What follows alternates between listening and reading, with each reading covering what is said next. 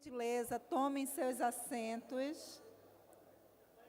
Pedimos às pessoas que ainda estão aqui na lateral, aqui fora, que entrem para que a gente possa começar o segundo painel. O painel 2 tem o tema IBS e o princípio federativo. Gostaria de informar os senhores e as senhoras que todo o evento está sendo gravado e as imagens ficarão disponíveis no YouTube. Gostaria de registrar também a presença da senhora Jane Carmen Carneiro de Araújo, secretária executiva da Receita da Fazenda do Rio Grande do Norte, e o senhor Israel Monteiro, diretor de Administração Tributária da Secretaria da Fazenda do Acre e também diretor do Sindifisco Acre. Informamos que as perguntas do painel deverão ser feitas através do QR Code que se encontrará exposto no painel e serão realizadas dentro do tempo previsto. As demais serão encaminhadas aos painelistas que responderão posteriormente. Vamos aguardar mais um pouquinho que os senhores se assentem, por gentileza.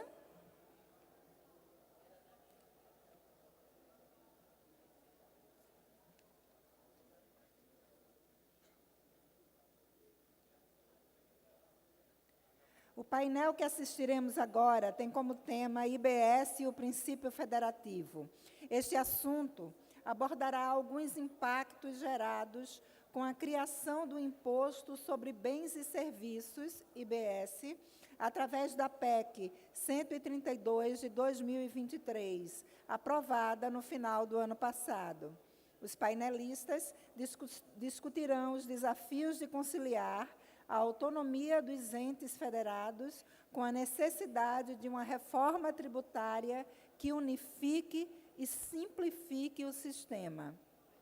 Convidamos para moderar o painel a senhora Michele Ferreira.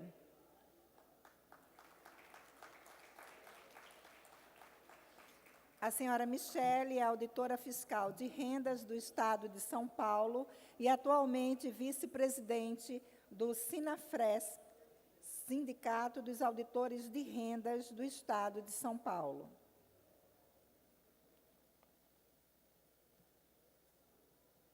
Convidamos o painelista, o presidente do Concefaz, secretário de Fazenda do Estado do Rio Grande do Norte e auditor fiscal do Rio Grande do Norte, o senhor Carlos Eduardo Xavier. Atual secretário da Fazenda do Rio Grande do Norte, presidente eleito do Comitê Nacional de Secretários de Fazenda, Finanças, Receita ou Tributação dos Estados e do Distrito Federal, Concefaz, gestão 2022-2025. Auditor fiscal do Estado do Rio Grande do Norte desde 2005, formado em Engenharia de Computação e mestre em Engenharia de Produção. Foi subcoordenador de fiscalização de estabelecimentos usuários de equipamentos de automoção comercial, SUFAC, e lotado na Coordenadoria de Fiscalização, COFIS. Convidamos também o painelista, nesse caso ele participará virtualmente, senhor Felipe Salto. Ele é economista, chefe e sócio da Warren Rena. Salto é professor de Finanças Públicas no mestrado profissional de Economia do IDP, membro do Conselho Superior de Economia da Federação das Indústrias do Estado de São Paulo, Fiesp. Membro do Conselho de Assessoramento Técnico da Instituição Fiscal Independente, IFI, do Senado Federal.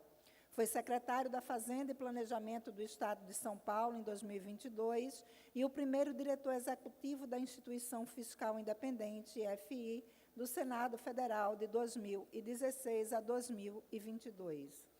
Foi economista da Tendências Consultoria Integrada do ex-ministro Maílson da Nóbrega, de 2008 a 2014. e assessor econômico do senador José Serra, de 2015 a 2016. É graduado em Economia pela Escola da Economia da Fundação Getúlio Vargas, com mestrado em Administração Pública e Governo pela Escola de Administração de Empresas de São Paulo, e a ESP-FGV. Obteve a primeira colocação no Prêmio GV Pesquisa, em 2013, com dissertação sobre o Fundo de Participação dos Estados, FPE, e as desigualdades regionais no Brasil. Venceu o Prêmio Jabuti, em 2017, com o livro Finanças Públicas, da contabilidade criativa ao resgate da credibilidade, editora Record, 2016, organizado em parceria com Mansueto Almeida. É autor de outros livros e capítulos de livros sobre economia e contas públicas, a exemplo do Contas Públicas no Brasil, editora Saraiva, 2020, organizado com Josué Pellegrini. Convidamos a painelista Gilvana Victor, a secretária de Fazenda de Salvador, que também participará virtualmente. Ela é especialista em políticas públicas e gestão governamental do governo federal, mestre das ciências sociais, de políticas sociais e planejamento para países em desenvolvimento pela London School of Economics. Foi secretária de Planejamento, Modernização da Gestão, Orçamento e Controle e de Fazenda de Niterói.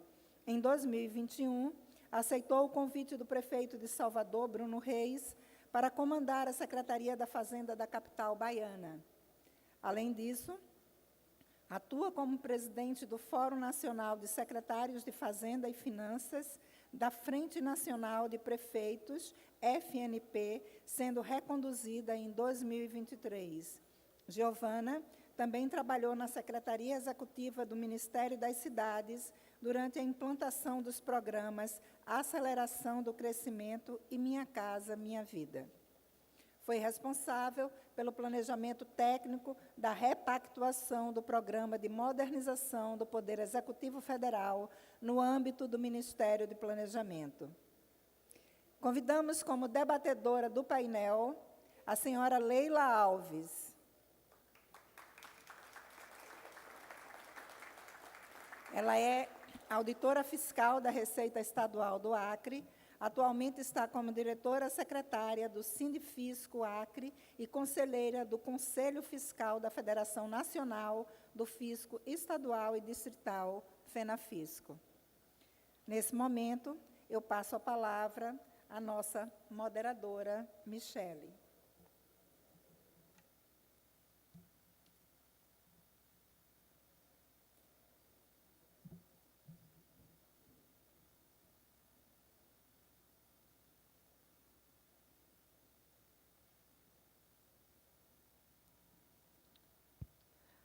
Bom dia a todos e todas aqui presentes.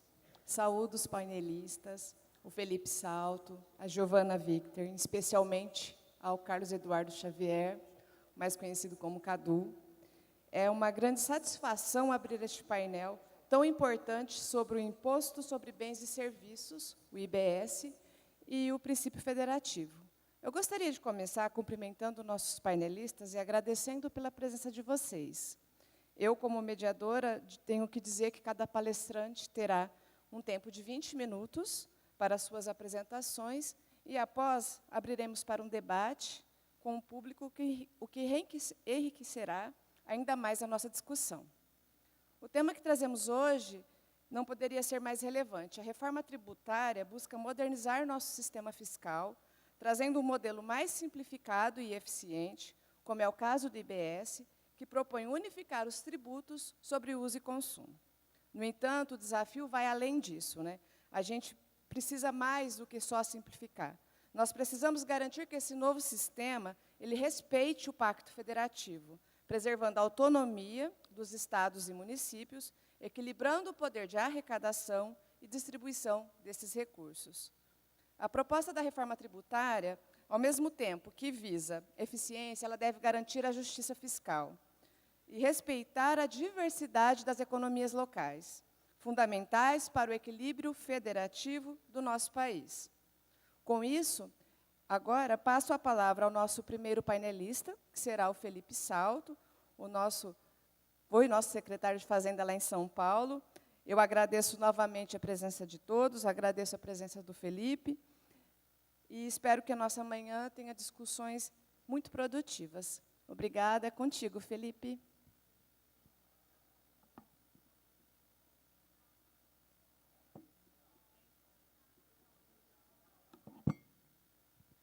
Por favor, está sem áudio. Alô, alô, testando, tá me Isso, ouvindo? deu certo agora. Vamos lá, de novo. Ótimo. Qualquer coisa com a conexão, você pode me avisar, por favor, tá? Bom, primeiro eu quero cumprimentar a Michele, que é uma grande amiga, auditora fiscal de São Paulo, e aproveitar nesse evento da FENAFisco, né, para homenagear os auditores fiscais. Eu dou um testemunho pelo tempo em que fiquei na Secretaria da Fazenda e Planejamento do Estado de São Paulo, em 2022, do elevadíssimo nível dos auditores fiscais. Falo especialmente de São Paulo, mas também dos outros estados, pois eu pude conviver com eles, com esses profissionais de alto gabarito e que são fundamentais para a discussão do federalismo fiscal, da política tributária e, em última instância, da própria arrecadação dos estados. E aproveito esse evento de vocês para fazer essa homenagem. E quero já me desculpar por não estar aí presente, principalmente por duas razões. Primeiro, porque Recife é uma cidade maravilhosa e eu gostaria de estar aí com vocês. Segundo, pelo elevado nível desse evento que está sendo organizado, é uma honra participar. E, aliás, são 3 motivos. O terceiro é porque eu gostaria muito de rever meus amigos, né? E quero cumprimentar a secretária Giovana Victor, que também está aí virtualmente, mas é bom revê-la aqui. Também cumprimentar o Cadu, que é um grande amigo da época do Confaz e do Concefaz. Aprendi muito com o secretário Carlos Eduardo. E cumprimentar a Leila também, que estou conhecendo agora aqui no evento. Então, eu gostaria de falar com vocês um pouco, então, sobre o tema do IBS e a questão federativa. E vocês sabem que eu tenho sido bastante crítico da reforma tributária, e não por uma questão de ser crítico apenas, mas porque, de fato, eu observo um risco ao nosso pacto federativo. Evidentemente que reformas, e esse conceito de reforma vem lá do ministro Santiago Dantas, que foi chanceler e ministro da Fazenda no governo João Goulart, essa ideia de reformar sempre gera medo, apreensão, riscos, etc. Mas não é só isso, né?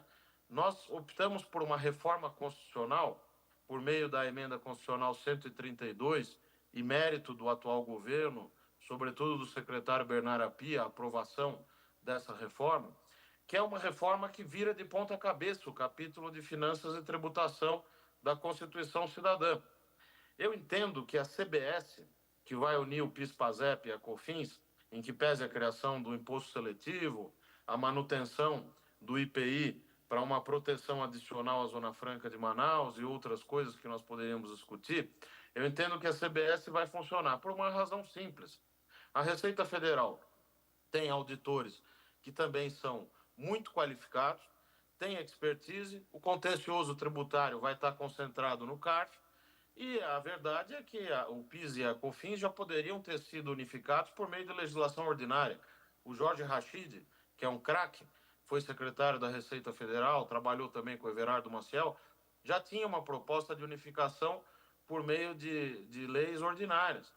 Agora, optou-se por esse caminho constitucional. O problema está no IBS, porque o IBS vai juntar o ISS municipal, sobre o qual certamente a secretária Giovana vai falar, e o ICMS, que é estadual. Esses dois impostos, lá em 2033, vão se transformar no Imposto sobre Bens e Serviços, o IBS, e essa transição é longuíssima. E é uma transição pouco crível. Porque, veja, quem quer fazer transição faz em 2 anos, como vai ser a da CBS, e não em 10, como vai ser a do IBS. Sem mencionar a transição federativa, como é chamada, que é a transição para a questão da partilha dos recursos, né? Que tem uma duração impressionante, né? De 50 anos. Eu, como tenho boa saúde e sou otimista, vou estar vivo lá para poder criticar. Mas me preocupa muito esse tipo de reforma que leva a um encaminhamento em que, como a gente conhece o Congresso Nacional e conhece como funcionam os estados brasileiros, não vai acontecer. Veja, nós estamos pagando uma fatura de 790 bilhões, com B de bola, até 2043, começando em 2025, para guarnecer os fundos que estão sendo criados para compensar o fim dos incentivos fiscais e também para a questão do desenvolvimento regional. Ah, mas você é contra os fundos? Não. É evidente que uma reforma tributária para migrar a tributação para o destino das operações interestaduais, ela deve e não tem como prescindir de uma compensação. Agora, nós estamos falando de quase 800 bilhões de reais e o dinheiro começa a ser repassado já em 2025. Ora, o IBS vai ficar com uma alíquota de 0,1%, que vai servir para financiar o comitê gestor, sobre o qual eu gostaria de falar, principalmente porque esse é um painel para discutir as questões federativas, né? E, obviamente, com todo respeito às opiniões que possam ser divergentes e críticas. Acho que a democracia é isso, e a beleza do diálogo e da construção democrática é justamente essa possibilidade de divergir, né?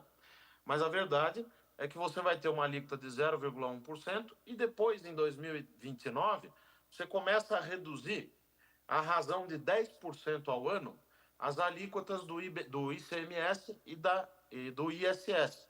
Até que em dezembro de 2032, para janeiro de 2033, você vai passar de um imposto ou de dois impostos, né, antigos, com alíquotas representando 60% das alíquotas de hoje, para zero. Veja, isso não tem a menor chance de acontecer. Para quem conhece o Congresso Nacional e o funcionamento do nosso federalismo e da guerra fiscal, basta ter participado de algumas reuniões do CONFAS, do Conselho Nacional de Política Fazendária, para testar isso, né? E o meu amigo Cadu Xavier certamente vai poder também elucidar um pouco esse tema, para entender que a dependência dos incentivos fiscais hoje é tremendamente alta. O que vai acontecer lá em 2031 é que possivelmente alguém vai propor a prorrogação de prazo. Só que nós já vamos estar pagando uma fatura enorme no momento em que a dívida pública está em 78,5% do PIB e crescendo. Nós temos aí uma questão importante a destacar, que são as medidas que foram feitas pelo ministro Fernando Haddad a respeito do novo arcabouço fiscal, a Lei Complementar 200 de 2023, e as medidas de elevação da arrecadação. Mas isso não vai ser suficiente se a gente caminhar para um sistema tributário que vai se tornar mais complexo, que é extremamente incerto. Veja, o split payment, como é chamado, sempre se inventa um nome em inglês para falar uma coisa difícil que ninguém sabe explicar o que é e para impressionar.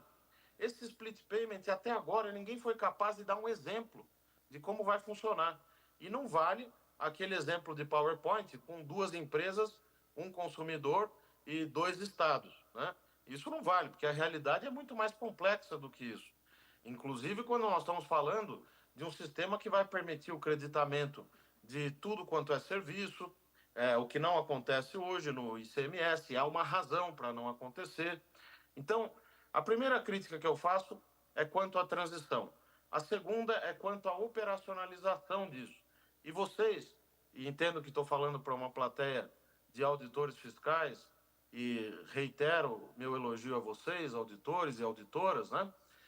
Vão ter um problemaço, porque imaginem vocês que um auditor fiscal de São Paulo, Michele, para pegar o seu exemplo, né? Exare um auto de infração em cima de uma empresa e um outro auditor fiscal aí em Pernambuco faça o mesmo, né? Quem é que vai dirimir o conflito se as justificativas dos autos forem distintas? Ah, nós vamos ter o contencioso organizado em duas instâncias. Depois vai parar lá no comitê gestor e aí resolve-se no comitê gestor. Gente, isso não tem a mínima chance de dar certo. O comitê gestor vai ter 54 iluminados, escolhidos pelos estados e municípios, sim, portanto tem aí uma representatividade, mas que vai ser responsável esse comitê por arrecadar o imposto, partilhar os recursos, resolver os conflitos do ponto de vista do contencioso tributário, vai ter que também homogeneizar e pacificar os entendimentos e as interpretações jurídicas a respeito do novo imposto, do IBS, e ainda vai devolver crédito para contribuinte, sob a promessa de que a devolução vai ser automática, que não vai mais haver represamento. Nesse aspecto, nesse último aspecto da devolução de créditos, me preocupa muito um certo desconhecimento do ICMS. O ICMS já é um IVA, Imposto de Valor Adicionado. Ele permite a geração de crédito no consumo de insumos intermediários, e esse crédito já é abatido na etapa subsequente do imposto devido. O problema está no chamado crédito acumulado, que é outra história. Ele deriva de hipóteses da legislação, como a questão da imunidade às exportações, a isenção às exportações. Isso era um problema que dava para ser resolvido por meio de micro-reformas, e não de uma revolução no capítulo tributário da Constituição Cidadã. A minha proposta, que eu defendi em 2022, era que nós melhorássemos o ICMS. Primeiro, a migração para o destino, em 2 anos, pagando o que fosse necessário por meio de fundo de desenvolvimento regional, mas muito menos do que essa cifra que eu já mencionei, de quase 800 bilhões, isso só até 2043, né? E a segunda questão, além de migrar para o destino, era discutir o critério físico, passar para um critério financeiro de créditos, né, de apuração dos créditos nas etapas intermediárias, para permitir uma melhor atualização, uma modernização do nosso ICMS.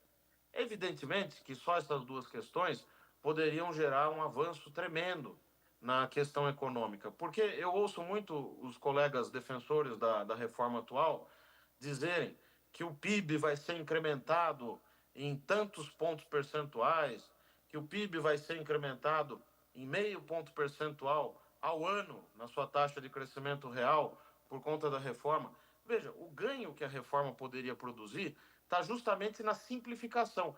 Sabe quando essa simplificação vai ocorrer? Se ocorrer em 2033, que é quando migra para o destino das operações.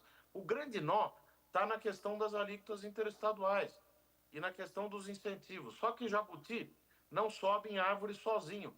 Ou é enchente que levou ele até lá em cima, ou é mão de gente, né, como diz o ditado. Então a gente precisa entender que para sair de um equilíbrio ruim, nós vamos ter que discutir alternativas que permitam aos estados que hoje dependem dos incentivos e aqueles também que praticam questões como a substituição tributária e outros, possam ter uma saída organizada sem quebrar o financiamento das suas políticas públicas. E é isso que me preocupa, né? Então, claro que eu certamente já falei demais, Michele, mas só para um ponto final que eu gostaria, não posso deixar de falar, é a questão da organização desse imposto sob o comitê gestor. É um ponto jurídico, mas que eu acho importante, mesmo sendo economista, colocar. A professora Misabel Derzi, do Largo São Francisco, da USP, da Universidade de São Paulo, o professor Paulo de Barros Carvalho, da Pontifícia Universidade Católica, já vaticinaram que esse comitê gestor é inconstitucional. Ele fere o Pacto Federativo. E o Pacto Federativo é cláusula pétrea. Imagine que a governadora de Pernambuco não vai mais arrecadar o próprio imposto. Ela vai depender de um algoritmo, de um split payment, de uma coisa que ninguém conhece, para poder garantir a sua arrecadação. A mesma coisa qualquer governador. O governador de São Paulo, do Acre, de Santa Catarina, de onde vocês quiserem, da Bahia, de Minas Gerais, do Rio Grande do Norte. Então, é muito importante a gente discutir nessa etapa da regulamentação. Eu sei que eu estou do lado perdedor nesse momento, porque a reforma foi aprovada, e essa é a realidade. Agora, nós temos 2 projetos de regulamentação que precisam ser discutidos a sério. Os municípios têm que ser ouvidos, os estados têm que ser ouvidos. Não dá para ser essa coisa de tratorar e dizer que tem a fórmula mágica para resolver um problema que é histórico, que é um problema de 50 anos. Então, essas são as observações que eu faço.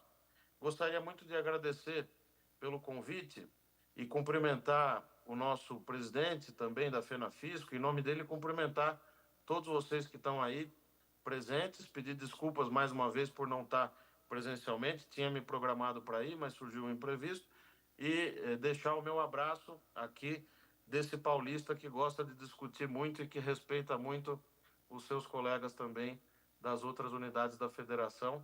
Um abraço caloroso a todos vocês aí. Obrigado, Michele.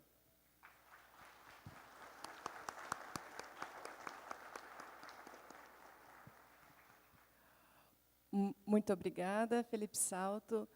Nós ficamos agradecidos de você trazer essa visão aqui, essa visão de crítica, né? Principalmente em relação a essa simplificação, porque, assim, eu, no meu trabalho do dia a dia, fico pensando como que eu vou conseguir fiscalizar, eu que sou de fiscal de auditoria mesmo, né, de fiscalização direta, essa diferença de 2 impostos que teremos a partir de quando começar a cobrança do IBS. Muito obrigada mesmo. E agora, nós vamos passar a palavra para o nosso palestrante que aqui está, o Cadu Xavier, por favor.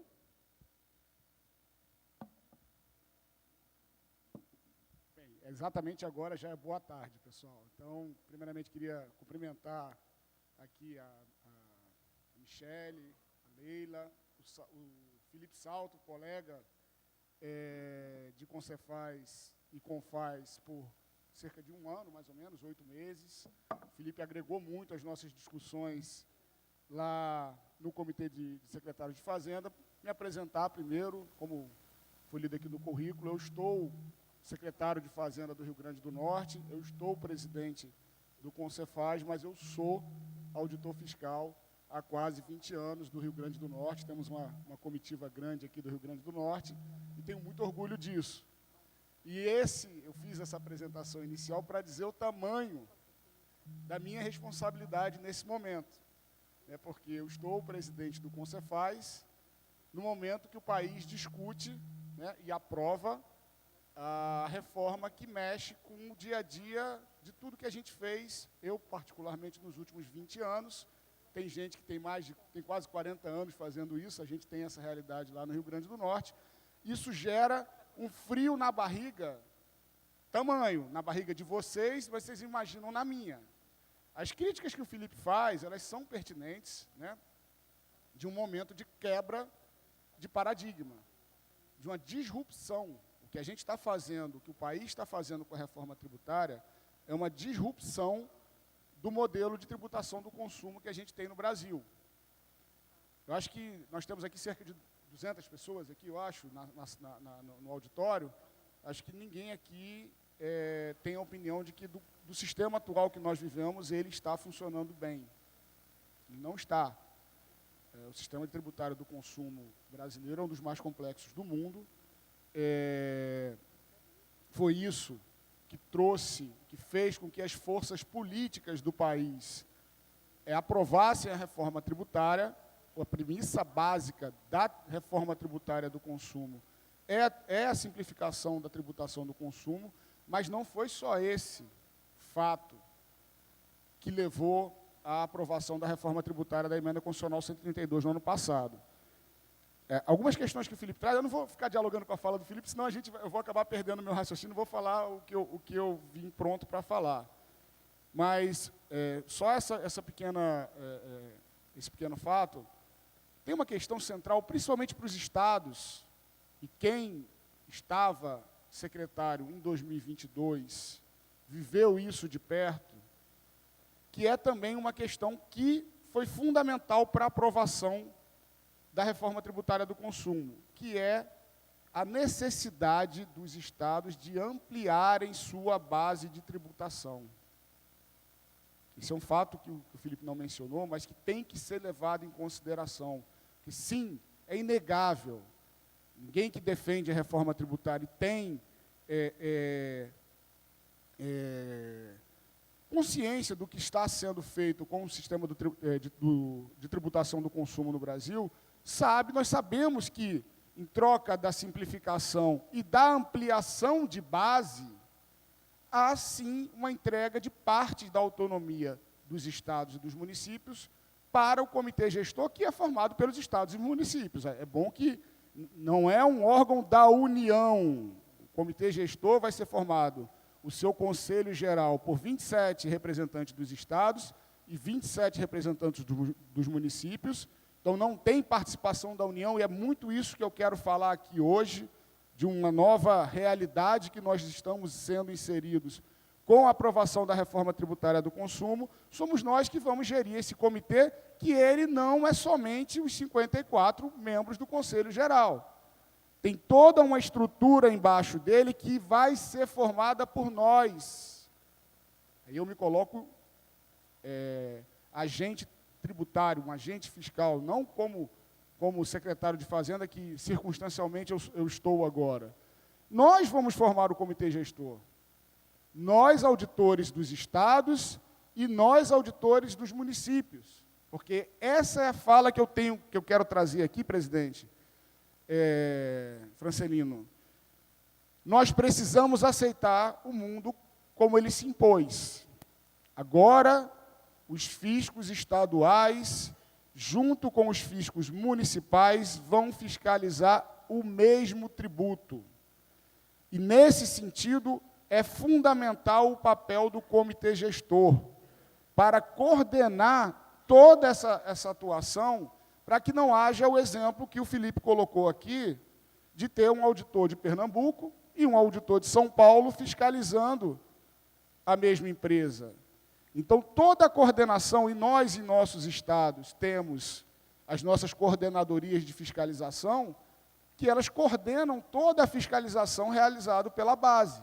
O comitê gestor vai fazer isso. Então, esse exemplo de um auditor de Pernambuco fiscalizando a mesma empresa de que um auditor de São Paulo, ele não vai acontecer, porque vai haver todos nós sabemos aqui, para se haver uma fiscalização, tem que ter uma ordem de serviço, isso vai ser coordenado pelo comitê gestor, fazendo a coordenação da fiscalização em todo o país, para que não aconteça o caso concreto do Felipe. Então, gente, a minha mensagem aqui hoje é a seguinte, eu até botei aqui esses 6 temas para organizar a minha fala. O evento aqui, ele discute o federalismo brasileiro, então, o novo federalismo brasileiro. Então, nós temos 6 grandes questões que eu queria abordar aqui na minha fala. O Felipe usou 15 minutos, só vou usar 5 minutos dele. É o privilégio de quem vem presencialmente. Acho que tem que ter, né? Então, assim, a integração é isso. A gente precisa chamar os municípios para junto de nós. Não tem jeito, o tributo é nosso agora. E isso vai para a camada, para o chão de fábrica, lá para os auditores de fiscalização, de acompanhamento de arrecadação, de assessoria técnica, até as grandes cadeias de tomada de decisão, para que a gente ninguém é dono de uma coisa se ele não faz parte, gente. A gente não vai usar os municípios somente para chancelar as nossas decisões, até porque o tributo é deles também. E a gente já está começando a se preparar para esse novo momento. Cadê o Charles? Charles estava aqui agora, o ex-presidente Charles, um grande amigo. A gente está chamando, no Concefaz, isso foi uma iniciativa nossa, do Comitê de Secretários de Fazenda, eu vou botar aqui, a gente está chamando os municípios que, diferente dos estados, que são representados pelo Comitê de Secretários de Fazenda, a gente está chamando, os municípios têm um problema de representação. Não sei se vocês sabem disso. Os grandes municípios são representados pela FNP e os pequenos municípios são representados pela CNM. Nós fizemos uma reunião com ambas as instituições para que se crie uma espécie de um pré-comitê gestor. Nós temos uma comissão de secretários que vem participando da discussão da reforma tributária desde do ano passado, que é a COSIST, são 5 secretários, um por cada região, e agora a gente está colocando mais 5, 2 por região, e a gente vai formar uma comissão de 10 representantes dos municípios. A ideia é que 5 dos grandes municípios e 5 dos pequenos municípios, para que esse pré-comitê gestor comece a preparar todo o terreno para que em 2020, tomando decisões, dando um ambiente de governança para os nossos técnicos.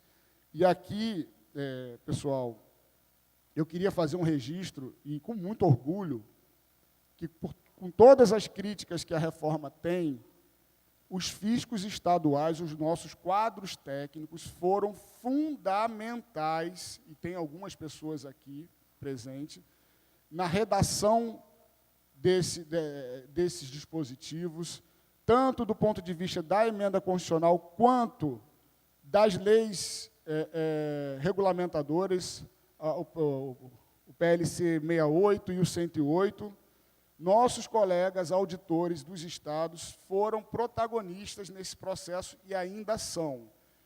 Mas a gente precisa chamar os municípios para esse protagonismo também. Então, assim, voltando lá para o slide inicial, a integração que eu quero falar, e eu estou aqui só no aspecto do IBS, tá? Tem a CBS também, que, como o Felipe colocou, a Receita Federal vai tomar conta da CBS, mas nós, e aqui eu vou para a autonomia, vou pular o comitê gestor, nós, estados e municípios, temos que ser protagonistas em tudo que se refere ao IBS.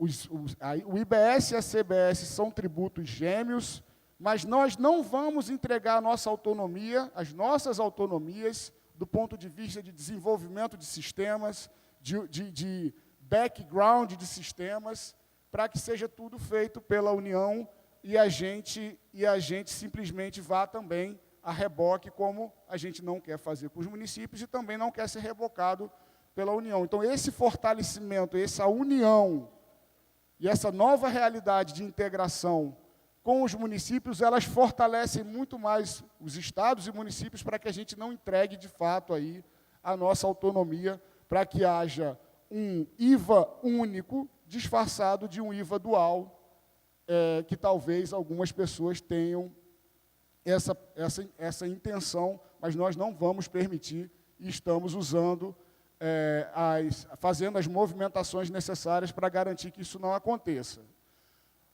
O comitê gestor, pessoal, o comitê gestor, eu dei uma passada rápida, o comitê gestor é algo que vai nascer ainda, e ele é nosso. A gente não pode olhar para o comitê gestor como um extraterrestre. Quem vai formar o comitê gestor está aqui, ou está representado aqui. Somos nós que vamos fazer o comitê gestor. Esse pré-comitê gestor tem a intenção justamente de começar a tomar decisões para que a gente chegue em 2026, com a institucionalização do comitê gestor, em condições de já ter um trabalho encaminhado. Mas tem algumas premissas que nos movem com relação ao comitê gestor que nós também não vamos abrir mão. A primeira delas, formado por agentes fiscais efetivos das carreiras das administrações tributárias do Brasil. Nós não vamos abrir mão disso. Isso está bem posicionado, inclusive para os nossos governadores. Nós não vamos aceitar também, e aí eu, enquanto presidente do Concefaz, faço todo o diálogo necessário e obrigatório que eu preciso fazer com outras entidades de classe, mas nós não vamos permitir também que outras carreiras se arvorem às nossas competências. Nós estamos atentos a isso também. Claro que também não vamos, tá, pessoal, expurgar do processo algo que já acontece hoje. Nós somos assessorados na administração tributária, através de pareceres, vinculativos ou não, de outras carreiras. Mas eu quero deixar vocês tranquilos que nós estamos atentos a esse movimento dentro do comitê gestor, para que ele se torne uma extensão das administrações tributárias dos estados e dos municípios do Brasil, formado por agentes das carreiras que já existem hoje. Tá? Essa questão que o Felipe traz é um grande problema, talvez, da reforma tributária, que é o quarto item aqui, que é o Fundo de Compensação de Benefícios Fiscais. Eu divirjo da posição do Felipe.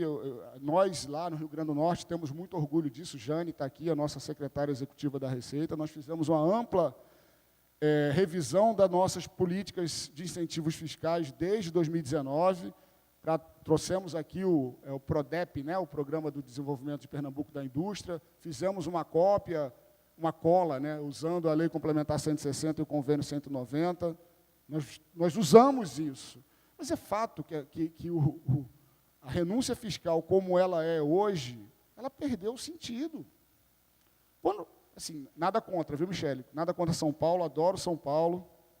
Mas quando o governo passado de São Paulo concede, São Paulo, que é o maior hub do país de malha aérea, quando o Estado de São Paulo concede benefício de querosene de aviação para as empresas que botarem voo em São Paulo, fazendo o que o país todo está fazendo, mostra que o sistema faliu. Está todo mundo abrindo mão. E não estou criticando São Paulo, não, estou só dando um exemplo que perdeu o sentido. Todo mundo está abrindo mão de receita, Rio Grande do Norte, São Paulo, Ceará, Pernambuco. Tudo bem, lá atrás se usou bem isso. Está aqui o hub da Azul, aqui na frente, aqui para cá, eu sou meio desorientado, aqui no aeroporto, que trouxe, viabilizou a modernização do aeroporto de Pernambuco. Mas o modelo faliu, todo mundo fez, o Rio Grande do Norte fez, a gente caiu lá na história do hub da TAM, que ficou um tempão dizendo que ia para lá e não foi. São Paulo fez, Minas fez, Rio de Janeiro, todo mundo fez. Agora está todo mundo abrindo mão de receita. As companhias aéreas continuam cobrando muito caro nas passagens e eles estão pagando menos tributo.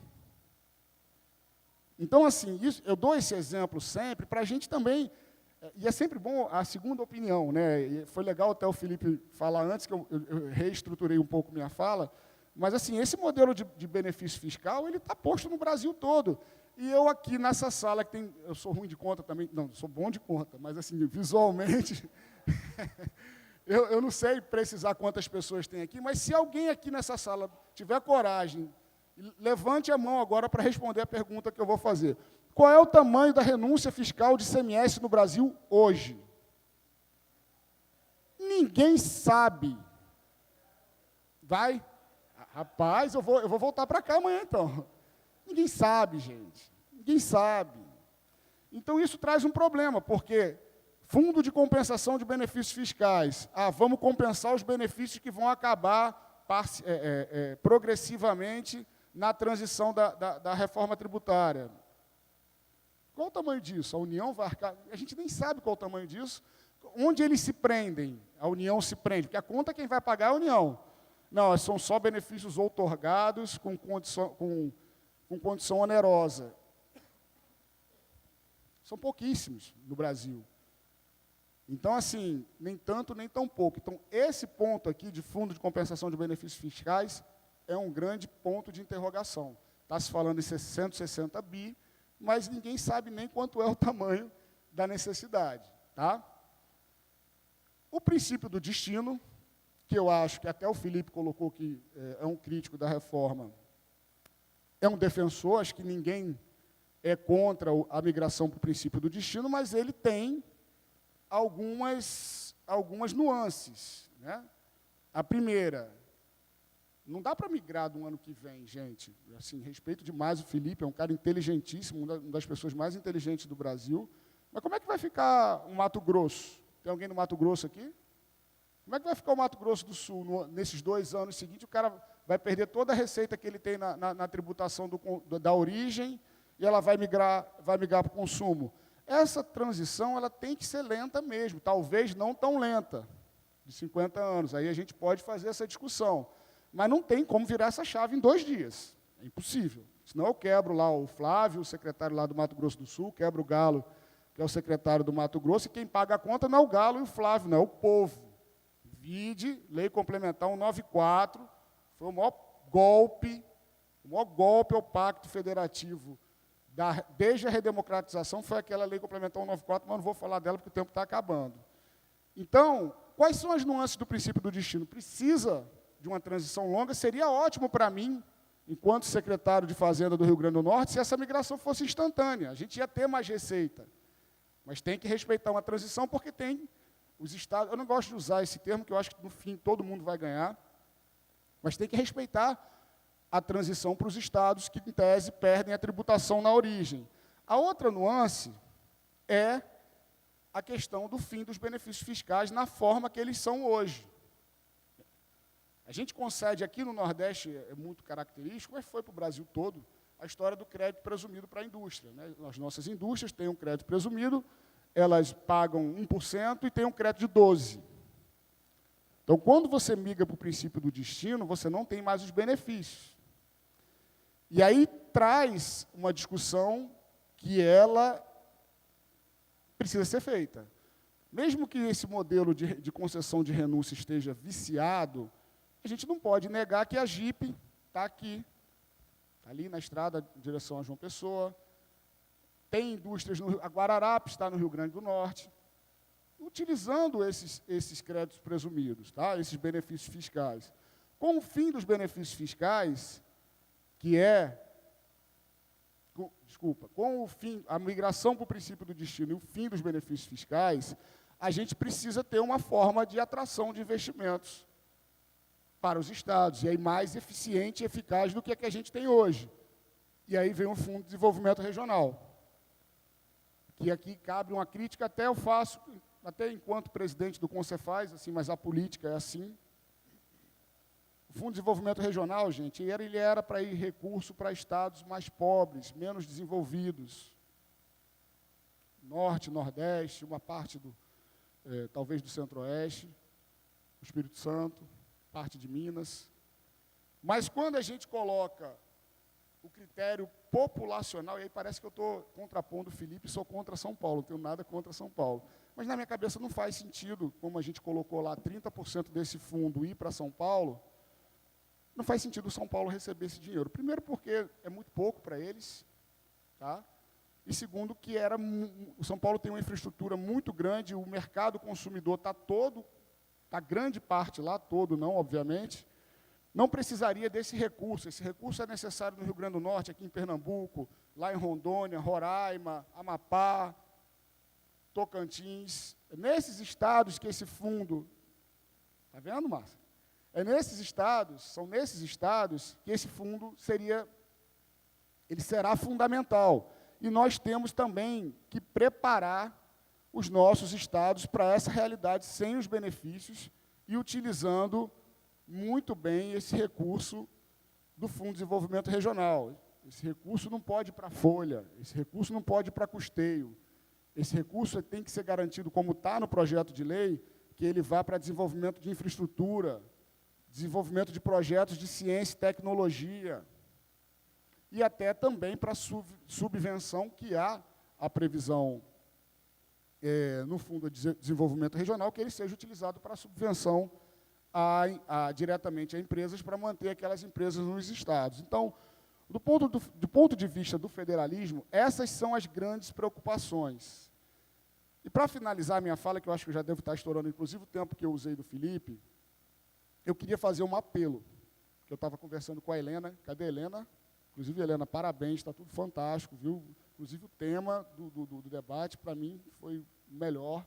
Sim, é uma discussão difícil na nossa categoria, uma categoria ainda muito machista, e a gente precisa fazer essa discussão da participação das mulheres, sim. Tá? Mas eu estava falando com a Helena, o meu apelo final é para o presidente Francelino, para o presidente Rodrigo Espada, eu já falei para os dois, nós precisamos formar e capacitar. Cadê a Eliane? Está falando muito aqui na escola, na volta de uma escola de fazendária dos estados. Nós precisamos capacitar os nossos servidores. O mundo do ICMS, ele acaba em 2033. Nós não podemos, e eu estou falando agora aqui como auditor, como se estivesse numa assembleia, que na verdade também é aqui, deixar que se crie uma possibilidade. Olha, eu pensei nisso hoje de manhã, eu nunca tinha pensado nisso, mas eu vou falar aqui em público. Deixar que se crie dentro das nossas categorias um auditor de ICMS e um auditor de IBS. Que o pessoal que está se aposentando é o pessoal do ICMS. nós que estamos, a gente vai fazer um concurso lá, se Deus quiser, nós vamos ser os auditores do IBS. A gente não pode permitir que isso exista, a gente só tem um caminho para percorrer, é difícil, temos colegas com 30, com 20, 30, 35 anos, fiscalizando ICMS a vida toda, essa turma vai ter que migrar para o IBS, sob risco de ocorrer isso que eu falei agora há pouco, de se criar dentro das categorias. Não, o pessoal do ICMS está se aposentando, os cabeça branca, esse pessoal vai embora e vai ficar a gente. A gente já tem tanta divisão, né, no Brasil todo, nas categorias, a gente não pode correr esse risco. Então, presidente, fica aqui o meu apelo, já falei isso com o meu presidente do meu sindicato lá no Rio Grande do Norte, cadê Márcio? Mas saiu, está ali. Precisamos fazer uma parceria, Michele, entre as administrações tributárias, entre a gestão e o movimento sindical e associativo, para fazer um grande programa de capacitação dos nossos auditores e das nossas auditoras. Gente, era isso. Muito obrigado. Fiz muita questão de estar aqui hoje, porque eu acho que o máximo que eu posso fazer nesse momento, que é o cenário está posto, é compartilhar informações, é fazer com que vocês façam reflexões, para que a gente atente que a gente está entrando num novo mundo, e a gente, com todo aquele frio na barriga, a gente tem que caminhar adiante. Tá, pessoal? Muito obrigado. Obrigada, Cadu.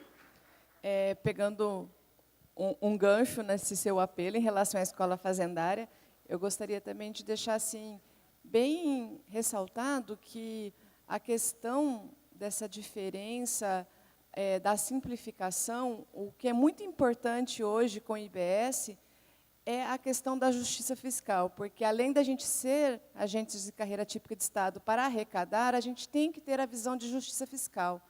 E um paralelo à escola fazendária, eu acho que a promoção da educação fiscal e até pela plenária aqui, tratar de gênero e raça, o quanto as mulheres pagam mais, né? Então, para a gente promover a educação fiscal também dentro dessa escola fazendária e o porquê que eu estou arrecadando, que às vezes muitos colegas que ingressarão no fisco ainda não entenderam qual que é a real destinação desses recursos, tá bom? Muito obrigada, Cadu. Um minutinho só, para não ser outra palestra. Eliane sabe disso, quem me conhece, foi muito duro viver 2022, as pessoas querendo pagar a gasolina mais barata, mas quem pagou o preço disso, quem paga o preço disso são as pessoas que mais precisam do Estado, porque as pessoas não tinham consciência do que serve, para que serve o Estado, e o que dói mais, a gente saindo da pandemia, onde, com todas as vênias, quem segurou a pandemia no país foi o Sistema Único de Saúde, e o Sistema Único de Saúde é financiado com tributo. Então, a Lei Complementar 192 e 194 Sim. Foi uma coisa que até hoje dói no meu coração. Sim. Muito obrigada. Então, agora a gente passa para a próxima painelista, que é a Giovana Victor. Bom, queria primeiramente agradecer o convite, estar aqui hoje à tarde com vocês. Primeiro ao presidente Francelino, pelo convite e pela escolha do tema também, né? Homenageando aí o protagonismo da mulher num assunto sempre tão árido e que nós estamos, né, Leila e Michele, ainda explorando. Então, agradecer a presença de vocês, fiquei feliz de ver o Salto também, que há tempos eu não via, e o Cadu, que a gente tem a oportunidade de conversar de vez em quando, né, Cadu? Eu sou secretária de Fazenda de Salvador, presidente do Fórum de Secretários de Fazenda e Finanças da Frente Nacional dos Prefeitos. Queria fazer alguns comentários sobre esse tema, que é o princípio federativo na reforma tributária. E eu tenho uma visão um pouco menos, talvez, pessimista do que a do Salto. Comecei a ler um pouquinho antes dessa nossa fala hoje sobre o que é realmente esse princípio federativo. O princípio federativo é a distribuição do poder político. As autonomias que nós conhecemos, legislativa, autonomia orçamentária, e não há no nosso princípio federativo uma hierarquia, já não há entre os 4 entes, União, Estados, municípios e Distrito Federal. Então, hoje, nós já enfrentamos, no nosso Pacto Federativo, desafios de coordenação, desafios de cooperação, desafios para o alcance de resultados que produzam externalidades positivas para a sociedade como um todo. E aí vou dar um exemplo claro. Quais são esses desafios? Por exemplo, a guerra fiscal, que foi tão bem relatada aqui, o quão predatória ela é hoje para o país. Nós temos um desafio a superar no nosso atual pacto federativo de transpor essas condições. O Brasil, né, Cadu, precisa aumentar a sua competitividade, a sua produtividade. E nós aumentamos a nossa produtividade. Existe um papel do Estado no aumento da produtividade, garantindo infraestrutura, garantindo educação de qualidade. E existe um papel do setor privado no aumento da produtividade, na inovação tecnológica, na internacionalização. Então, quando nós cobramos ali, né, um aumento da produtividade por meios que não aqueles relacionados necessariamente à renúncia fiscal, nós estamos produzindo um avanço na nossa expectativa de prosperidade da sociedade como um todo. Cara. Então, eu realmente, nesse aspecto, entendo a reforma tributária como um avanço no nosso modelo, na nossa forma de Estado. Porque você tem uma oportunidade, é uma oportunidade colocar. Não significa que nós vamos conseguir, nós vamos trabalhar para isso, eu vou colocar alguns pontos que eu acho necessário que a gente venha trabalhar, de gerar, sim, uma federação mais forte, no sentido de ser um país mais próspero, mais produtivo, mais competitivo, e que a gente consiga arrecadar, como já foi dito, de forma justa e equânime, independentemente do ente federativo que se esteja e do tipo de negócio que esteja sendo aí tributado. Então, essa era a minha primeira observação. A Federação Brasileira não vai acabar. Ela já enfrentou outros desafios e outras mudanças em outros períodos. Nós tivemos o período de 64, que foi extremamente centralizador. Nós depois viemos com a Constituição de 88, que começou uma descentralização, que foi sendo ainda cada vez mais fortalecida. Nós temos exemplos de cooperação, como já foi dito, o SUS. O SUS é um exemplo claro de uma estratégia paralela, sim, aos mecanismos tradicionais, União, estados e municípios, o Estado coordenando, alocando a União. Não, é um exemplo claro a gestão do SUS, de uma forma que se construiu de fazer uma gestão federativa, paralela àquela que a gente tem a tradicional União, Estados e Municípios. Então, eu posso imaginar que o IBS pode, sim, alcançar, o Conselho Gestor, né, objetivamente, um padrão de cooperação, de coordenação, da mesma forma que se já alcançou de outras formas. Temos até outros momentos, assim, que não necessariamente a federação, mas, por exemplo, a representação legislativa. Quando foram criados os conselhos, Conselho Nacional do Meio Ambiente, todos esses conselhos que foram muito efervescentes aí na década de 90, no início dos anos 2000, o Poder Legislativo vai acabar, porque esses conselhos estão substituindo o papel do Congresso Nacional. Isso não aconteceu. Então, assim, a Federação Brasileira ela foi criando ajustes para responder demandas sociais e econômicas no decorrer desse período pós-Constituição de 88. Então, não acredito que essa reforma tributária vai ser um fator que vai acabar com a Federação Brasileira. E olha que fala aqui uma representante que aí, né, Cadu, a gente, como eu falei, está na hora de todo mundo tirar as armaduras. A PEC foi aprovada, nós temos aí muito trabalho pela frente, temos que ajustar o que foi definido e ainda terminar essas duas regulamentações. Agora, a verdade é que, sim, os municípios tiveram ali um imposto que é o que mais cresce, incorporados a um imposto que vai ser compartilhado com os estados.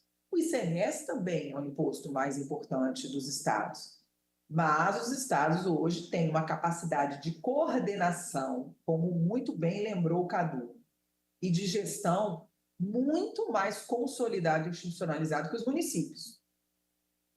Os estados são 27 e eles têm 27 representantes no Conselho Gestor. Os municípios são 5.600 e nós temos 27 representantes no Conselho Gestor. Então, não é uma representação.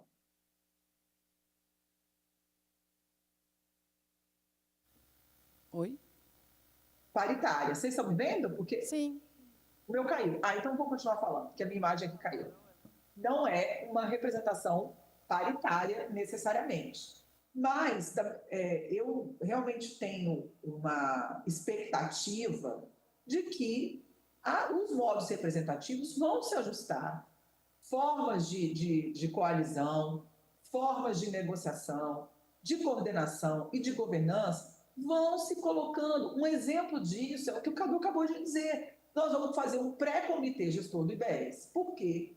Está todo mundo fazendo reunião, está todo mundo, fecha um consenso aqui, fecha outro consenso ali, aí os estados não participaram dessa reunião, os municípios não participaram daquela, então não valeu. Enfim, já começando a criar uma das coisas que são, assim, talvez a mais desafiadora, que é uma governança legítima no âmbito do comitê gestor. Então, eu acredito que é óbvio que o momento da ruptura, da mudança, ele é dramático, mas ele se coloca como urgente e inadiável. Vamos lembrar, gente, que a Europa, ela mudou a moeda. Eram países, nações, que de 2.000 anos, de 1.000 anos, de moedas ali que duravam 800 anos. E as pessoas, eles abriram mão das suas moedas. A Alemanha abriu mão da moeda, a Itália abriu mão da moeda. Isso foi simples. Alguns estados não eram militares, alguns estados eram federações, ainda assim conseguiram autonomia para aderir a um bloco de moeda única. E se a Europa, que é um continente conservador, homogêneo, muito mais tradicionalista, não encontra a dinâmica que a América Latina tem, por exemplo, o Brasil, notadamente, pelas suas características socioeconômicas, históricas, etc., de diversidades, conseguiu mudar uma moeda. Por que nós aqui não vamos conseguir mudar um sistema tributário? Se fosse um sistema tributário vencedor, como até em algumas moedas na Europa era, como, por exemplo, o marco alemão era uma moeda vencedora. Eles conseguiram mudar? Como é que nós, que estamos com uma reforma consensual, o sistema tributário brasileiro atualmente, ele é um consenso de falência. Então, óbvio que vai mudar de cabeça para baixo, o salto está certo, vai virar de cabeça para baixo, sim. Agora, os prazos de transição são uma forma de amortecimento desses impactos, de ajuste dos atores, para que a gente não represente ali nenhuma gravidade, porque o que aconteceu em 2022, sim, aquilo foi uma ruptura grave, inexplicável, covarde, foi um populismo fiscal o que aconteceu em 2022. O que a gente não pode deixar acontecer é que isso vire uma cultura no Brasil, vire uma tradição. E aí eu falo muito isso aqui, né? Tributar IPTU, gente, então, eu nunca fui secretária de Estado, mas vocês não têm ideia do que é tributar IPTU, não. Tributar IPTU é difícil, é o imposto mais redistributivo que existe. Quem tem um patrimônio mais alto paga mais e paga para prestação de serviço de saúde e educação das populações mais vulneráveis, que muitas vezes são isentas do imposto. Então, eu queria chamar a atenção para esses pontos. Quer dizer, não acredito que a Federação Brasileira vai acabar. Não acredito que nós vamos ter nenhum fim de mundo. Pelo contrário, acho que hoje nós estamos batendo completamente no teto na nossa capacidade de crescimento, na nossa capacidade de desenvolvimento, na nossa capacidade de aumentar a produtividade e competitividade, por uma das principais razões, o nosso sistema tributário. Isso, inclusive, impacta infraestrutura, atração de investimento de longo prazo. O custo do Brasil é elevadíssimo, não só por causa de infraestrutura, por causa de direito de propriedade, mas por causa do nosso sistema tributário também. Então, assim, teremos um longo percurso? Teremos. Temos problemas? Temos sim. Por exemplo, como o Cadu falou, há uma questão de governança, principalmente entre os municípios, porque temos municípios de perfil completamente diferente.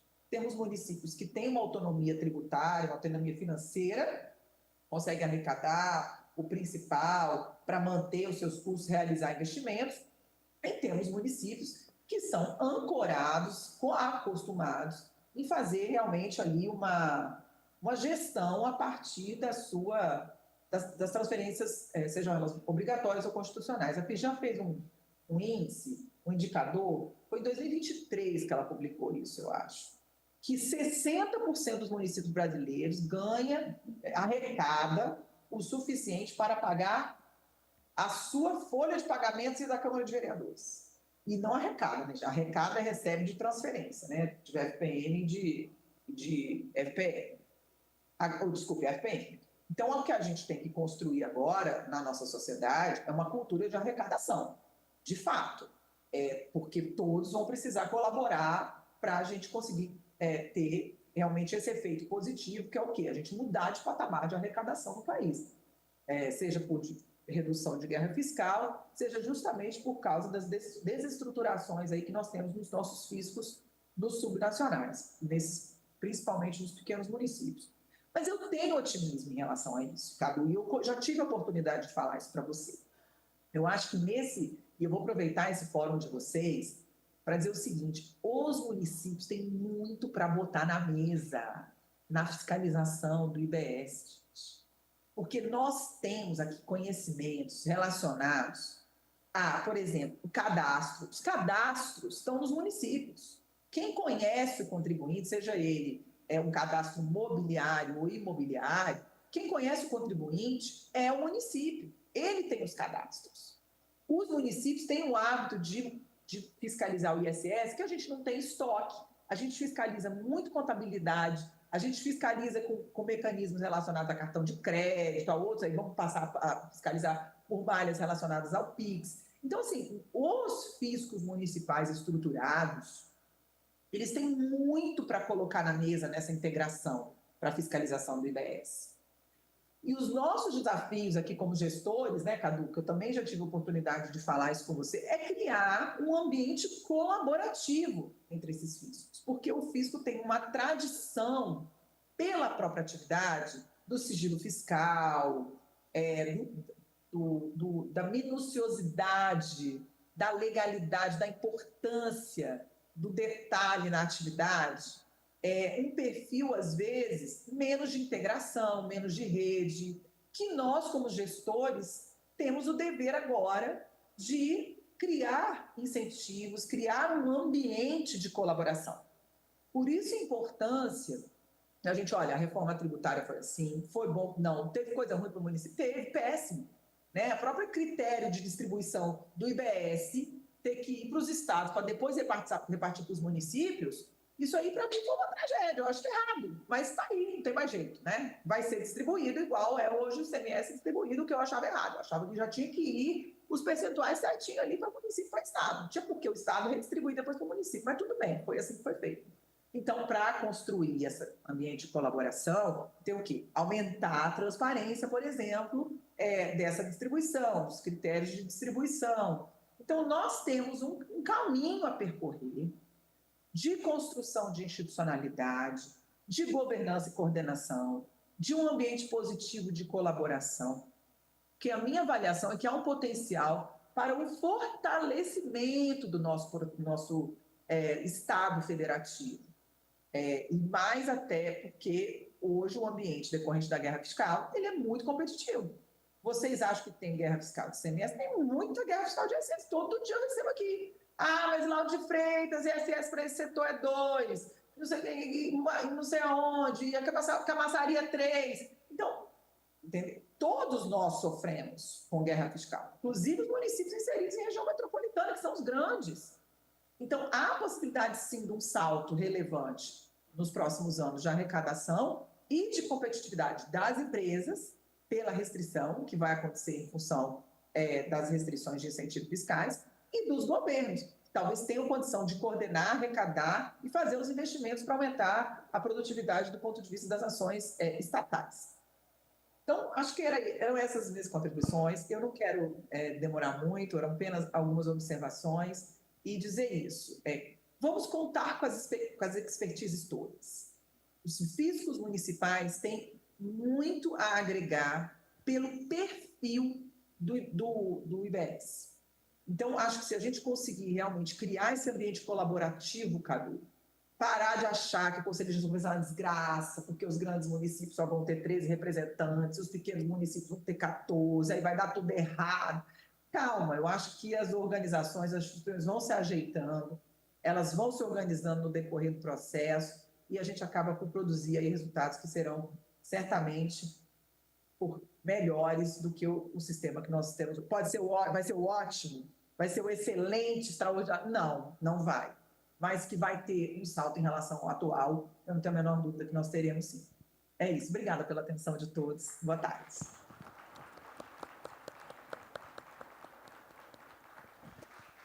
Obrigada. Fico feliz com a sua explanação. Eu vou passar agora para a minha amiga que está aqui, a colega Leila, tá? Que ela vai iniciar o debate. Um minutinho. Obrigada, Michele. É uma honra aqui agradecer a amiga Helena, né, de estar aqui nesse painel junto com o Cadu, colega do Rio Grande do Norte, amigo de Pedro Lopes, meu amigo de lutas sindicais, minha amiga Michele também de lutas sindicais, com Giovana, né, já tive a honra de vê-la num congresso lá da FENAFISCO, FEBAFIT, não foi isso, Michele? E também conhecer Felipe, né, Salto, a gente ouve falar muito dele, mas hoje tem a honra de ouvir aqui a palestra, e uma boa tarde a todos os meus colegas aqui presentes, tá? Representando aqui o nosso estado do Acre, né, Micheline e Nicolas Aurélio. Nós imaginávamos que teriam poucas perguntas, mas vieram muitas perguntas, tá? Eu queria informar aqui que é o meu amigo Fernando, de Minas Gerais, que o Felipe ele não vai estar aqui para poder responder as perguntas. Eu vi que algumas perguntas suas são similares ao Cadu, e eu queria poder transferi-la, se você me permitir. Obrigada.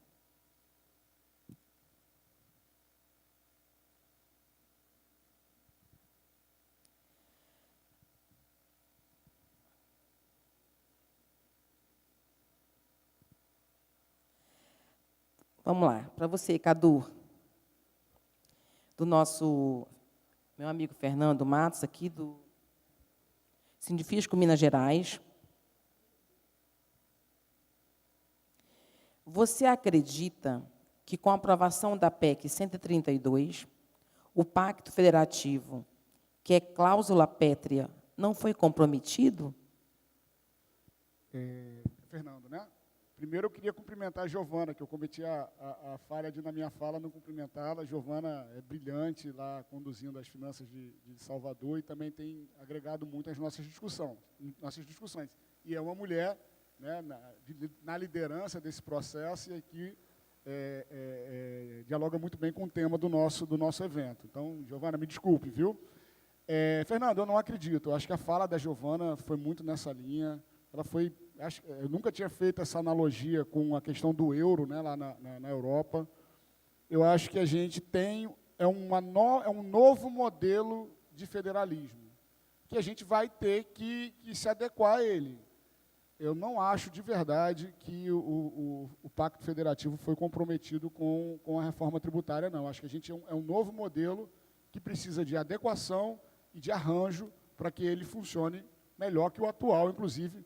Eu acho, inclusive, que a gente sai de um modelo de federalismo, de um pacto federativo de competição, guerra fiscal, desconfiança entre os entes, né? A gente tem problemas de desconfianças entre os municípios e os estados, entre os estados e a União.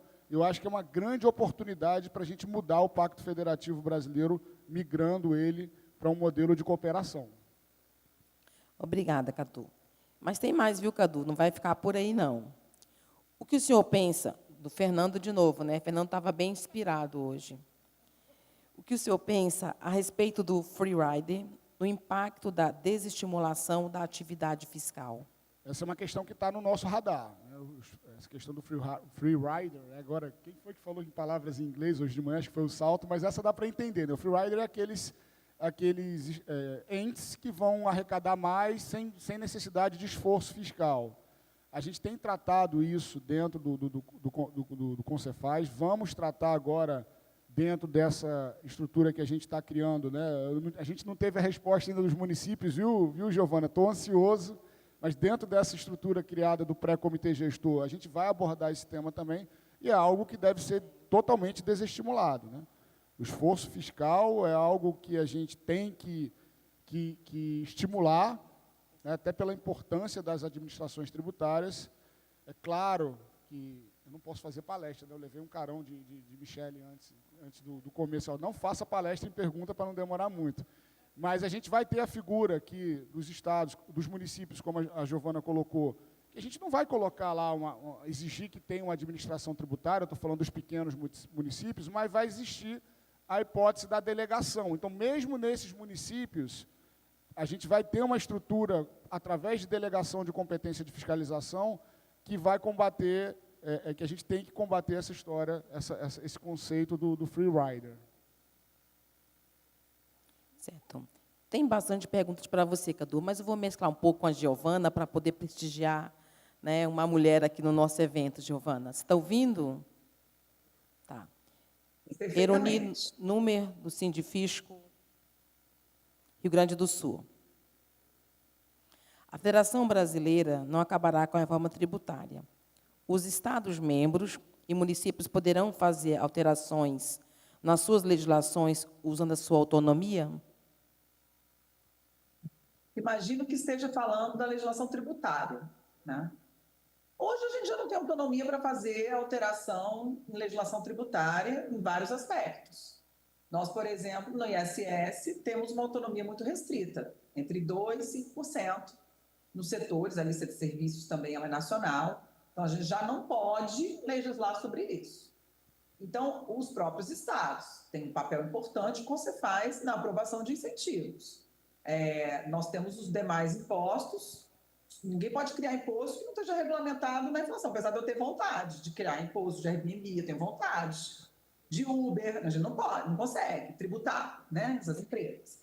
Então, a gente já tem uma restrição de autonomia para legislação tributária. E aí, que autonomia é essa? É uma autonomia para quê, gente? É uma autonomia para criar guerra fiscal. Então, é bom que essa autonomia seja restrita, sim.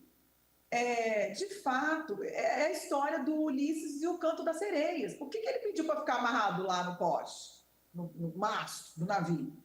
Porque ele não queria se jogar o canto da sereia, que é reduzir mais imposto quando você tem pressão política, pressão econômica. Às vezes a pressão não é só política, é uma coisa inexorável. Se você tem um vizinho do outro lado da rua que tem um ISS de 2% uma atividade que não tem problema de mudar de um lado para o outro, não é uma questão política, é uma questão econômica você perder aquele negócio.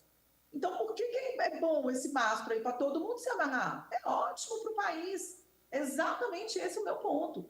Autonomia para quê? Nós já temos uma restrição grande de legislação tributária.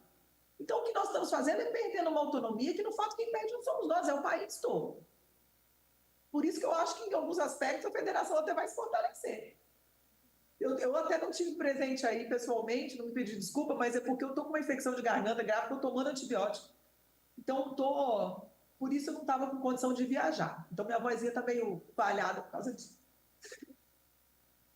Obrigada, Giovana.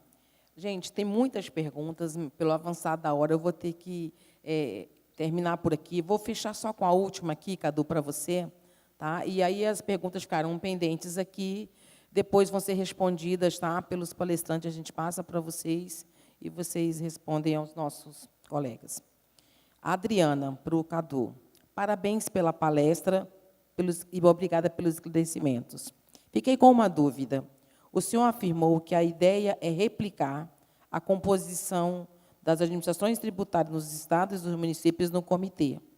No entanto, as PGEs não integram ou não deveriam integrar as administrações tributárias. Essa é boa. Então, para finalizar, Cadu, para você. Você pode repetir a parte final, por favor? O finalzinho, né? Tá. No entanto, as PGEs não integram ou não deveriam integrar as administrações tributárias. Bem, não integram, isso é claro, né? Agora, eu sou um cara, o pessoal que trabalha comigo lá em Natal, eu sou um cara muito transparente. a gente não prescinde da PGE também, das PGEs. Né?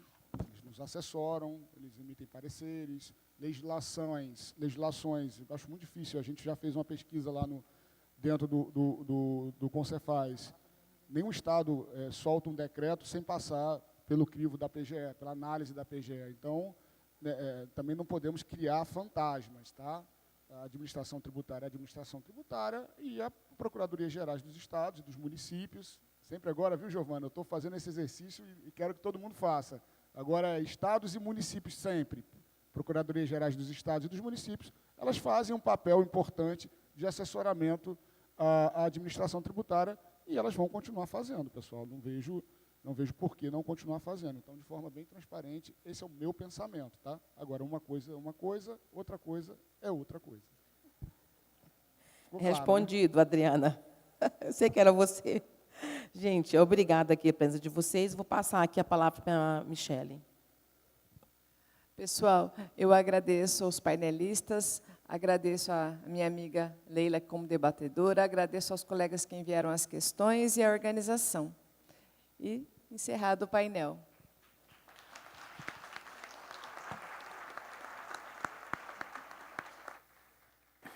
Rapidamente, só alguns avisos. Primeiro, eu gostaria de convidar a debatedora Leila Alves para fazer a entrega de uma pequena lembrança aos membros do painel. E gostaria de dar alguns avisos. Nós estamos encerrando a programação da manhã, voltaremos às 2h30 da tarde. Teremos sorteios, só para os presentes, então, por favor, estejam no horário. Não se atrasem. Gostaria de avisar também que os certificados serão entregues através de e-mail de inscrição aos que tiverem 75% de presença. Pessoal, com relação ao almoço, nós temos algumas opções, né?